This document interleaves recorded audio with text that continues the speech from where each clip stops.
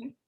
Well, welcome, Monica and Andy community, to this event about cloth diapering. We are so excited to have you and offer these learning events to all of our awesome community members. And I'd like to introduce Nina with Diaperkind, and I will turn off my camera and let you take it away.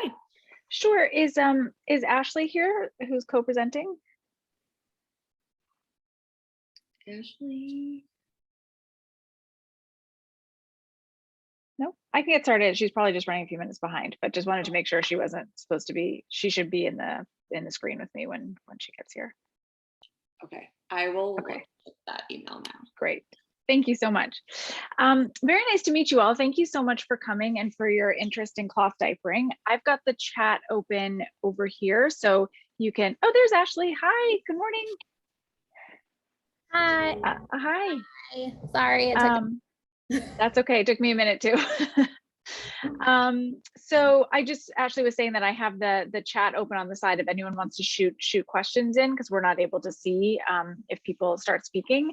So I'm happy to answer questions at any point throughout. But let's start with some introductions. So Ashely, I'd love for you to go first and just tell everyone about who you are. Sure. Yeah. Well, my name's Ashely, and I am the founder of a company called Birth Smarter. And I am a birth doula, postpartum doula, a lactation counselor, and a childbirth educator. And Birth Smarter is a community. We have a digital platform, and we teach classes on demand and on Zoom. And then we teach in-person classes to expectant and new parents in New York. Right now we're just in Brooklyn, but we're moving into Manhattan in the next few weeks, and also in Salt Lake City, Utah. I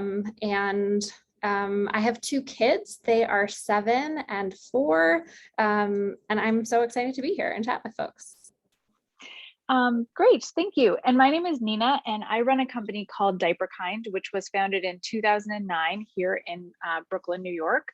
We service New Jersey and all of the boroughs in New York. So Manhattan, Queens, the Bronx, and Brooklyn, of course, as well. So we're really excited to speak to you about cloth diapering and how it can work for your family. So I think, Ashely and I have talked about cloth diapering a lot. Ashely was actually my doula too. So, so she's the one who told me about Diaperkind and introduced me to cloth diapering. And I have 2 kids, and one of them is 3, and he is potty trained, but he was cloth diapered for his entire diapering years. And my daughter is just about 4 months, and she is also a cloth diapered baby. So I thought it would be good to start talking a little bit about the different kinds of diapers. Ashely, jump in with any questions here, but there's generally a couple of different kinds, and they are either attached to an outer. So this is a scenario where you have a cotton diaper and you have a liner that is attached in one piece, or they come separately and you have a cloth diaper and an outer and they are separate.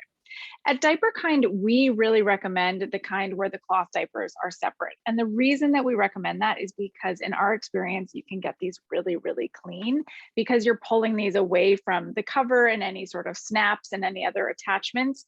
You're able to get, in our experience, a really, really clean diaper, which is something that's so important when you're doing cloth diapering. The 2 styles that we use in our service and that we sell and that we really, really like are pretty traditional cloth diapers. It's kind of a, if it's not broke, don't fix it situation. And the first one is, it's called a pre-fold. And I never know why it was called a pre-fold, because it is not pre-folded. But what you see is that it's usually, they're made out of organic cotton. Most shops sell them organic cotton. And you'll see that there's this thicker padded layer in the middle. There's usually 3 or 4 layers. You can't really tell on Zoom, but maybe you can see a little bit of the stitching.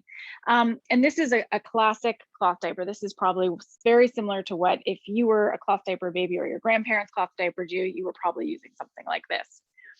The other style that we really like looks a little bit more like a contemporary disposable diaper, and it similarly has that same thicker middle, but it looks a little bit more like what you would find off the shelf with the plastic diapers. So those are the 2 different kinds that we recommend. The other kinds of cloth diapers, there's something called the pocket cloth diaper.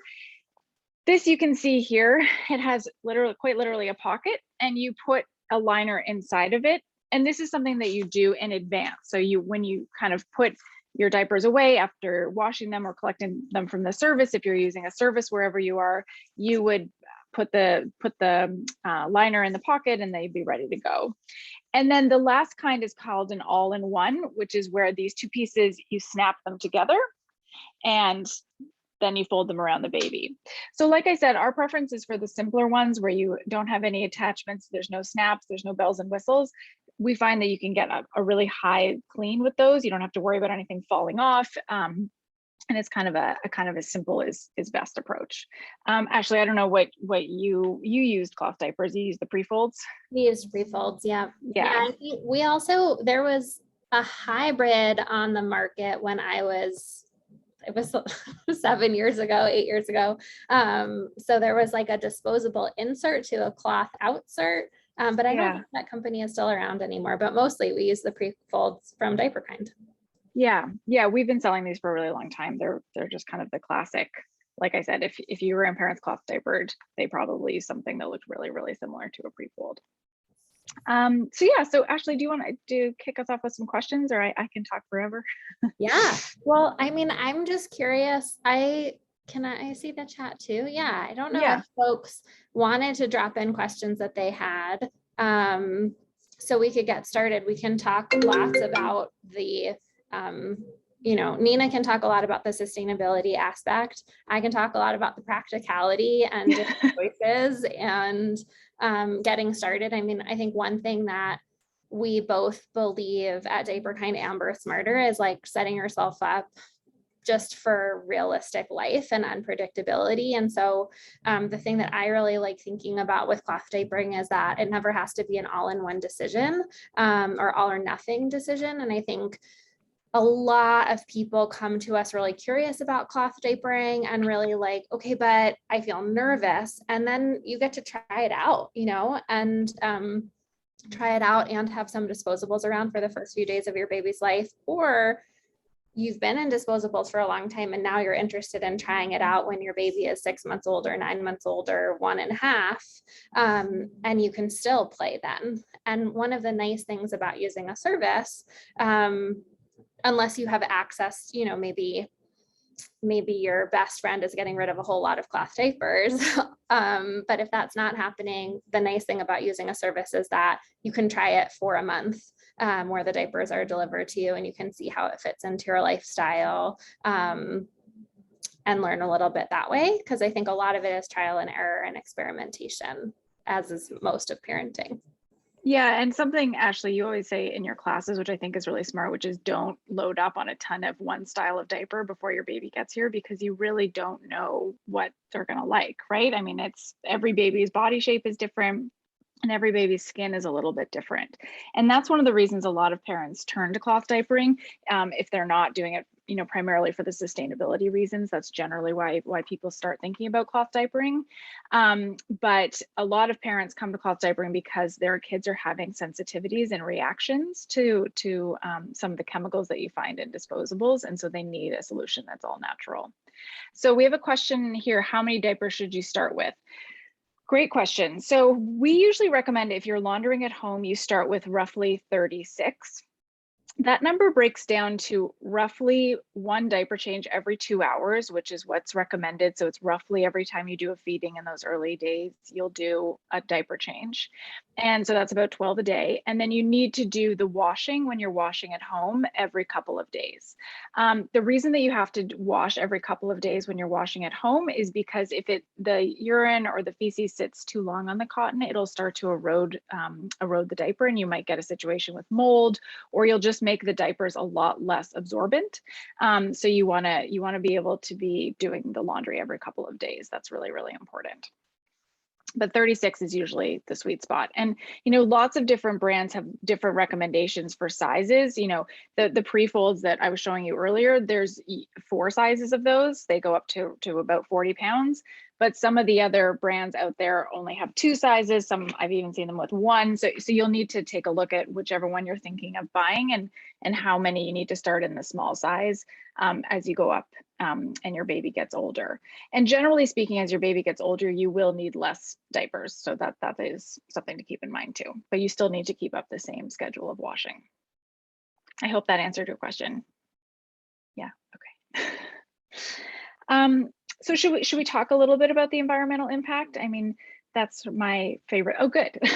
My favorite topic. So a lot of people say, I'm, very excited to have a kid, and I'm very, very concerned about the environment and the world that we're leaving in the future and what's happening. And I think that is a really good reason to explore cloth diapering, because the average kid will use approximately 6,000 to 7,000 diapers before they're potty trained, and all of those end up in landfills. And the statistic that I think is really harrowing and really stuck with me when I was becoming a mother and turning to cloth diapering with Ashely's guidance is that if the first disposable diaper was made in 1949, then every single one of those diapers is still sitting in a landfill somewhere. They take an average of about 500 years to biodegrade. And in each disposable diaper, there's about a cup of crude oil or petroleum that's used, as well as things like trees. Wood pulp is a really big component of disposable diapers, which of course leads to deforestation. And then the plastic itself and the production process of plastic has a lot of CO2 emissions. And then of course, at the end of its life, when it's sitting in a landfill for 500 years. So that's a really big motivator for me personally around cloth diapering. And I think, like a lot of things, composting, remember in New York, you now have to bring your cloth bags around. I know some cities also have that rule. Bringing your own coffee cup, it sort of has all moved into the same direction with me of just doing all of those things. But like Ashely said, sometimes I forget my coffee cup and I have to use a paper cup, and I don't beat myself up over it. And I think that is the same rule that you should apply to cloth diapering. Yeah. Would you just speak a little bit to, there's a new trend in the disposable diaper industry to be more eco-friendly, and like what you know about bamboo diapers or compostable diapers. Yeah, happy to chat about that. I think, firstly, anything that is using less petroleum, renewable resources, you should absolutely feel like that is a better decision than just an average disposable diaper. I think where they become not really a surefire solution to diapering is in the disposal of them. And that's because most cities cannot actually compost compostable diapers or properly break down those sort of non-petroleum plastics, like those that are made out of bamboo, into anything other than microplastics. So speaking to New York specifically, you cannot compost diapers in New York. You need to use you need to find a company that has a closed loop system. So I think there's a brand, I think it's Diaper, where you can pay for the composting on top of the diapers. I believe you mail them in actually, but you need to, if you want to have compostable diapers that are actually composted, you need to make sure that you have a closed loop system where there is composting. Otherwise, they do unfortunately have to go into landfills. And while they do biodegrade, they don't biodegrade more quickly than plastic diapers, and they do biodegrade into microplastics, which is not, it's not actually returning to elemental material. So it's a bummer. Unfortunately, and that's actually true of wipes as well. I think there's been a lot of progress made moving away from wipes that are made out of non-renewable materials, which is great. But unfortunately, they can't, in most cities, they can't go down the toilet because most city sewage systems are not advanced enough to really process them. So they do end up in landfills, and they similarly biodegrade into microplastics. So it's a better solution, but it is definitely not the solution. Mm-hmm. When you look at sort of charts that usually sanitation departments have put out around things like this, the biggest impact any one of us can make as consumers is to consume less. And so anything that is renewable or truly reusable, like a cloth diaper, is going to beat out anything that is compostable, even if composting was working to the full extent that it could. Yeah, and like a cloth diaper service or getting used diapers from someone else, as opposed to buying like a whole stack and slew of new used diapers, right? Yeah, exactly. Yeah, I think if you're doing cloth diapering at home, it is really cost effective, and even more so if you buy them secondhand. I know I see them all the time on the mom boards here on eBay, and you should feel like you yourself definitely want to wash them before you use them, but you should feel really confident and that is a very sanitary, totally appropriate thing to do, and certainly something that generations of parents did before was passed down, cloth diapers. So you should absolutely do that. And actually, being the second owner of a cloth diaper, if you're washing at home, is a good thing, because most brands will say you have to wash them sometimes up to 10 times before they're usable. That's because cotton has an oil on it, and the oil sort of repels the water or repels the urine. And so you need the cotton to be washed a number of times for that oil to go away and to really be soluble. So if you're getting secondhand cloth diapers, then they'll be more absorbent probably than brand new ones. So something to keep in mind.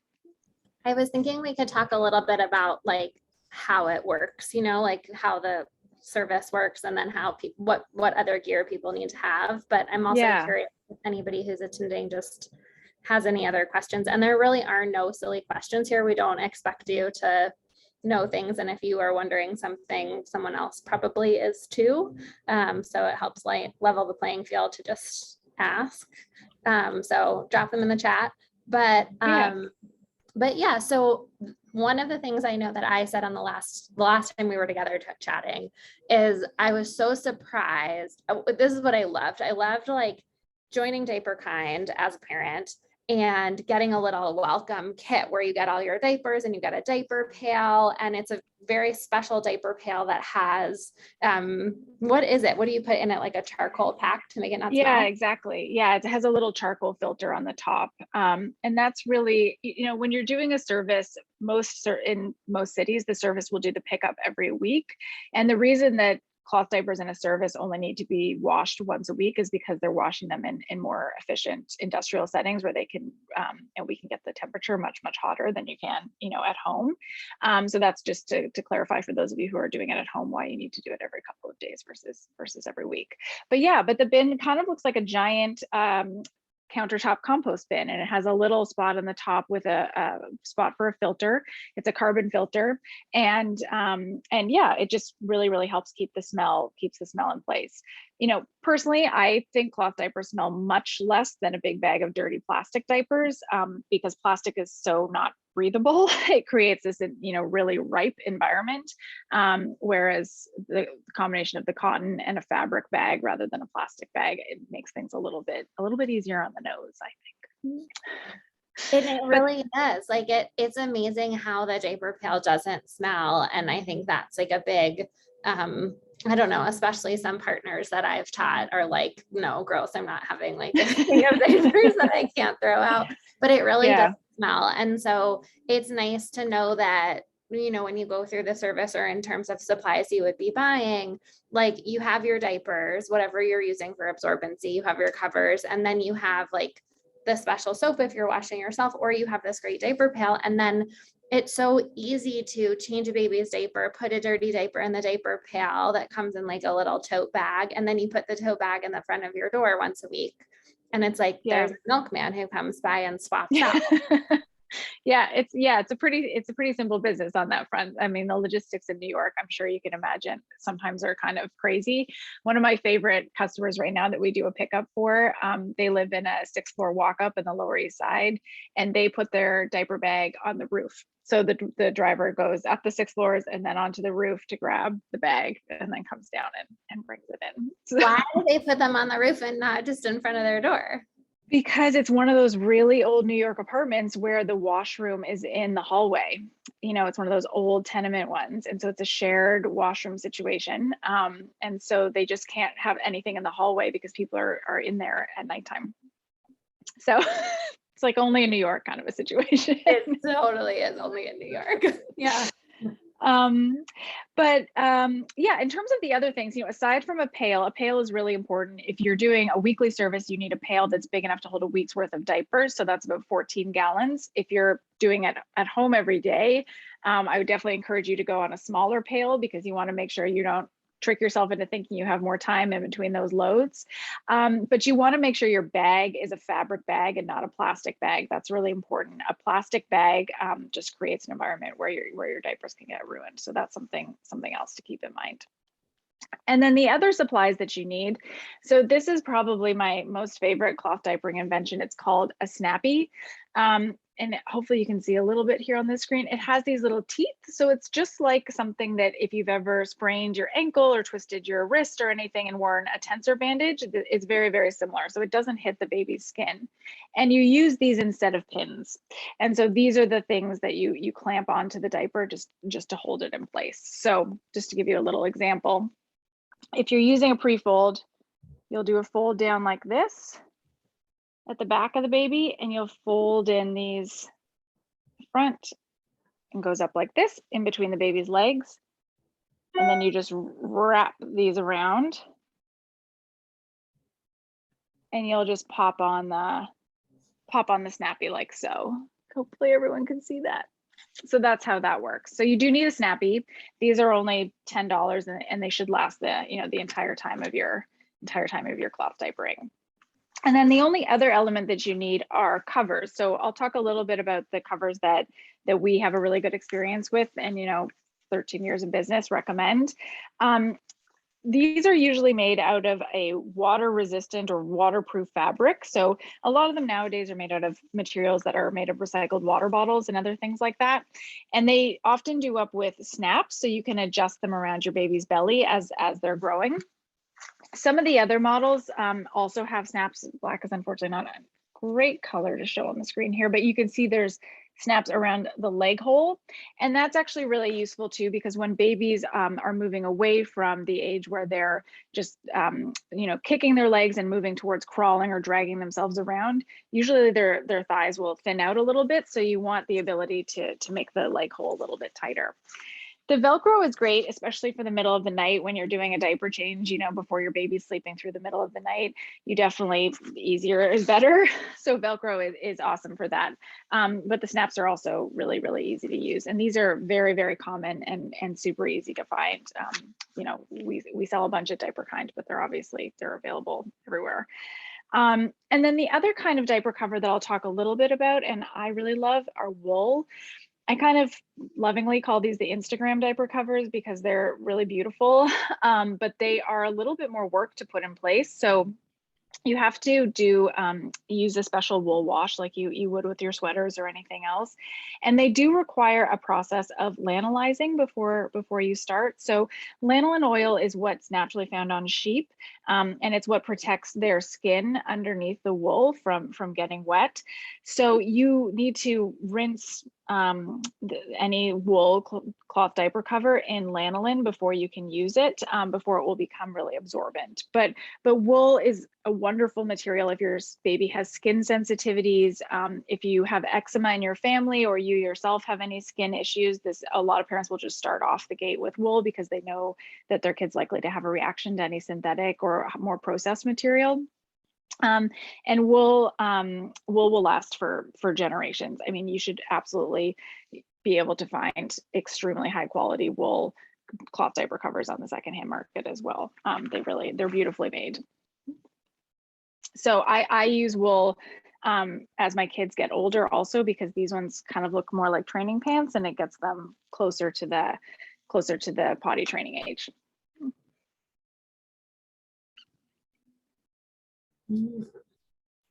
Any questions? Yeah. It's so funny because we can't see anyone. Oh, great. Hi. Oh, good question. So you do not need to change the cover every time you change the diaper. So the diaper needs to be changed every time, of course, but the cover you should only need to change every roughly four to five times that you change the diaper. You really should be able to get through a day and a half. So you only need a small handful of covers as opposed to the 36 diapers. And of course, if it gets something on it, because some babies do have little bits of blowouts. Yeah, that's good news. So you can try some different ones, and you should keep in mind when you're looking at the different brands. A lot of them come in size 1 and size 2, small, medium, large. So buy a couple, and then you can try it out and see which ones you like better, because you'll probably have to buy a few more as your kid gets older. Should we talk a little bit about the potty training and cloth diapering? Because I think so. I think it's really helpful for people to have the long view. Yes. We do not service the DC area, I'm sorry to say, but there definitely is a cloth diaper service in DC. I forget the name of them, but there absolutely is one. So one of the really big advantages to cloth diapering, and where parents start to really see the cost savings of cloth diapering play out, even when using a service, is that most cloth diapered babies will potty train at 2 years old, whereas the average age for potty training a disposable diaper baby is more 3.5 to 4 years. So with the introduction of disposable diapers, the potty training age has gone way farther out than it ever was historically. And the reason that cloth diapered babies potty train much earlier is because it's much easier to explain to a toddler, even one who is, not speaking really themselves yet, the consequence of going to the bathroom. The way that disposable diapers are designed, it means that all of the moisture wicks away really, really quickly. And that means that a kid may never even know that they should feel wetness when they go pee. But with a cloth diaper, there's wetness up against them. So you are able to explain to them the impact of going to the bathroom and to talk to them about trying to avoid that by using a training potty. So in the Diaperkind service, the average age that people graduate is 24 months, and the number one reason people leave the service is because they potty trained. So that's pretty amazing. And that's definitely where you can start to see yourself saving a lot of money. In general, you have 1 to 2 years less of diapering, which certainly for parents is a sanity saving, but also really means that you're cutting down on cost and waste. So yeah, that's a really important perk, I think, of cloth diapering. I know, Ashely, you're a pro, but you potty trained your kids young too, right? They did. They both potty trained pretty young. My son has had, I don't like the word regressions at all, but he's in a particular phase of sleeping where he's like really not able to get up and go to the bathroom at night. But I think a lot of times when people talk about potty training, they're talking about daytime potty training. And so they were both out of diapers during the day, I think a little bit before too. And then we're still stuck on nights, but it was, I think a lot of it is the diaper and the sensation. And then a lot of it is like the people that you have around your kid and how much you're communicating with them throughout the day and how much they see what going to the bathroom looks like around adults. And so much of parenting little ones is just about modeling the behavior where they feel really included and participatory. And I don't know, that stuff is all really fun when you have a little one with you. Yeah, definitely. On the overnight front, I'll do a plug for overnight covers, which are a little different than the other covers. This is the one that I was showing you earlier. I really like this one because it has a fleece lining, which just helps with a little bit more absorbency. And then you can put, it has a pocket to put a doubler in, and then it's usually thicker. This one is triple layered, but there's many different layers that you can purchase. A layer of the recycled water bottle material. So it's a little bit extra security in that stage when your kid is still going to the bathroom overnight, and also is older, so their pees are actually kind of big. So that's something to keep in mind. At the end, you have these kind of funny adult-sized pees, but you don't have to, invest in the overnight covers. Another thing a lot of parents do for overnight is use something called a doubler. And a doubler, it can be as simple as an upcycled cloth diaper. You can just cut a strip of it, or you can buy them. When you're using the service, it's free. You just say that you're ready, and you just do the diaper fold with the doubler on either the inside or the outside, and it just provides an extra layer of absorption, which is really helpful when your kid is sleeping through the night, which is so amazing. And I'm sure you've heard this a million times, but you never wake a sleeping baby. Certainly not for a wet cloth diaper. So that combination should definitely work. Mm-hmm. Just have a waterproof cover on their mattress as actually. Yes. That's true probably until they're preteens, right? I think so. I think so for a long time. Yeah. The waterproof covers have saved us a lot. What other questions can we answer for this group? I think we're almost done on time.